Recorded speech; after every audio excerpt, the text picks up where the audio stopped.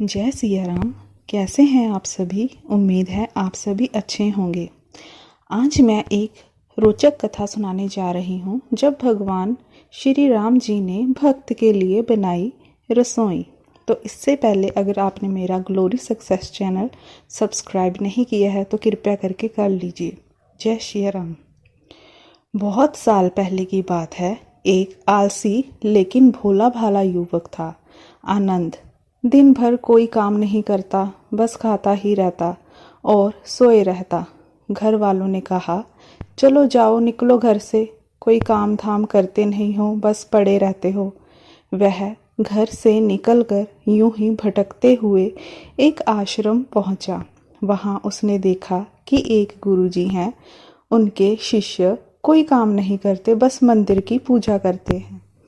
उसने मन में सोचा, यह बढ़िया है, कोई काम धाम नहीं, बस पूजा ही तो करना है। गुरुजी के पास जाकर पूछा, क्या मैं यहाँ रह सकता हूँ? गुरुजी बोले, हाँ हाँ, क्यों नहीं, लेकिन मैं कोई काम नहीं कर सकता हूँ। गुरुजी, कोई काम नहीं करना है, बस पूजा करना होगा। आनंद, ठीक है, वह तो मैं कर लूँगा। अब आनंद महाराज आश्रम में रहने लगे। ना कोई काम ना कोई धाम, बस सारा दिन खाते रहो और प्रभु भक्ति में भजन गाते रहो। महीना भर हो गया। फिर एक दिन आई एकादशी। उसने रसोई में जाकर देखा, खाने की कोई तैयारी नहीं। उसने गुरुजी से पूछा, आज खाना नहीं बनेगा क्या?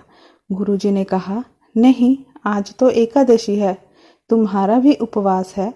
उसने कहा, नहीं, अगर हमने उपवास कर लिया तो कल का दिन ही नहीं देख पाऊंगा। हम नहीं कर सकते उपवास, हमें तो भूख लगती है। आपने पहले क्यों नहीं बताया?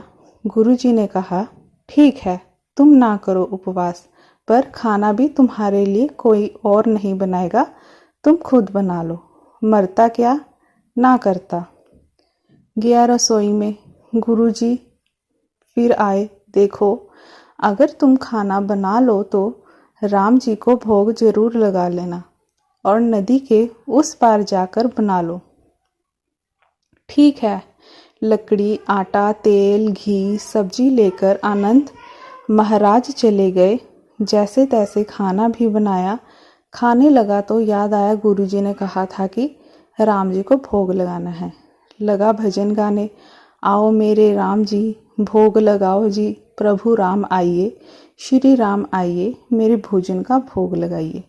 कोई ना आया तो बेचैन हो गया कि यहाँ तो भूख लग रही है और राम जी आ ही नहीं रहे। भोला मानस जानता नहीं था कि प्रभु साक्षात तो आएंगे ही नहीं, पर गुरुजी की बात मानना भी जरूरी है। फिर उसने कहा, देखो प्रभु राम जी, मैं समझ गया कि आप क्यों नहीं आ रहे। मैंने रूखा सूखा बनाया है और आपको तो तर माल खाने की आदत है, इसलिए नहीं आ रहे हैं। तो सुनो प्रभु, आज वहाँ भी कुछ नहीं बना है, सबको एकादशी है, खाना हो तो यह भोग ही खा लो। श्री राम अपने भक्त की सरलता पर बड़े मुस्कुराए और माता सीता के साथ प्रकट हो गए। भगत असमंजस में, गुरुजी ने तो कहा था कि राम जी आएंगे, पर यहाँ तो माता सीता भी आ गई हैं और मैंने तो भोजन बस 2 लोगों का बनाया है। चलो कोई बात नहीं, आज इन्हीं खिला देते हैं। बोला, प्रभु मैं भूखा रह गया, लेकिन मुझे आप दोनों को देखकर बड़ा अच्छा लग रहा है, लेकिन अगली एकादशी पर ऐसा ना करना, पहले बता देना कि कितने जन आ रहे हैं, और हाँ, थोड़ा जल्द ही आ जाना। राम जी उसकी बात पर बड़े मुदित हुए, प्रसाद ग्रहण करके चले गए। अगली एकादशी तक यह भोला मानस सब भूल गया। उसे लगा प्रभु ऐसे ही आते होंगे, प्रसाद ग्रहण करते होंगे। फिर एकादशी आई। गुरुजी से कहा, मैं चला अपना खाने बनाने, और गुरुजी थोड़ा ज़्यादा अनाज लगेगा, वहाँ 2 लोग आते हैं। गुरुजी मुस्कुराए, भूख के मारे बावला है, ठीक है, ले जा और अनाज ले जा। अब की बार उसने 3 लोगों का खाना बनाया। फिर गुहार लगाई, प्रभु राम आइए, सीता राम आइए, मेरे भोजन का भोग लगाइए। प्रभु की महिमा भी निराली है। भक्त के साथ कौतुक करने में उन्हें भी बड़ा मज़ा आता है। इस बार वे अपने भाई लक्ष्मण, भरत, शत्रुघ्न और हनुमान जी को लेकर आ गए। भक्त को चक्कर आ गए। ये क्या हुआ? एक का भोजन बनाया तो दो आए, आज दो का बनाया तो पूरा खानदान ही आ गया। लगता है आज भी भूखा ही रहना पड़ेगा। सबको भोजन लगाया और बैठे बैठे देखता रहा। अनजाने ही उसकी एकादशी। फिर अगली एकादशी आने से पहले गुरु जी से कहा, गुरु जी, ये आपके प्रभु राम जी अकेले क्यों नहीं आते? हर बार कितने सारे लोग ले आते हैं।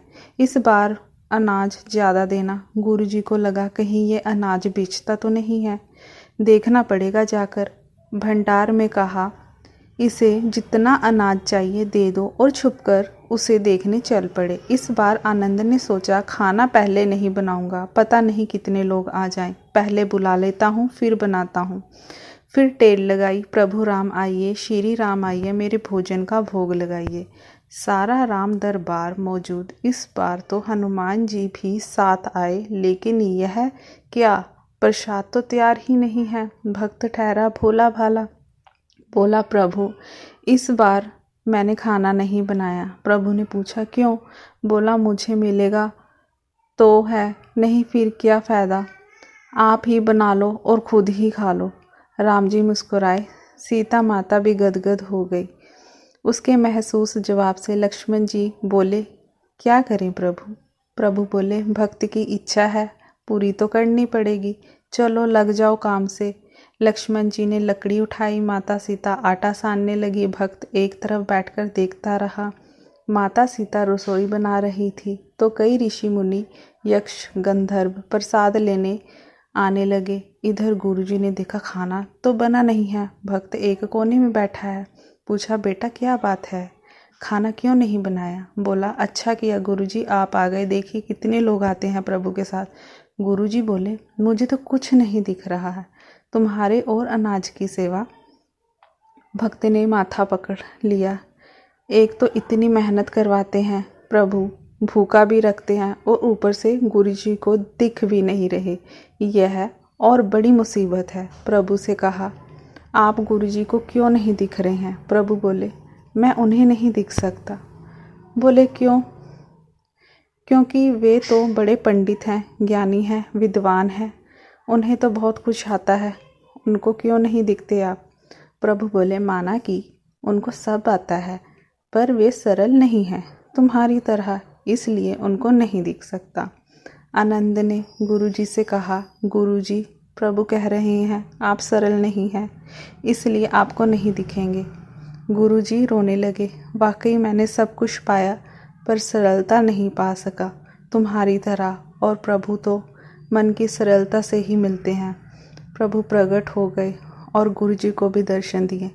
इस तरह एक भक्त के कहने पर प्रभु ने रसोई भी बनाई। यह भक्ति कथा लोक श्रुति पर आधारित है।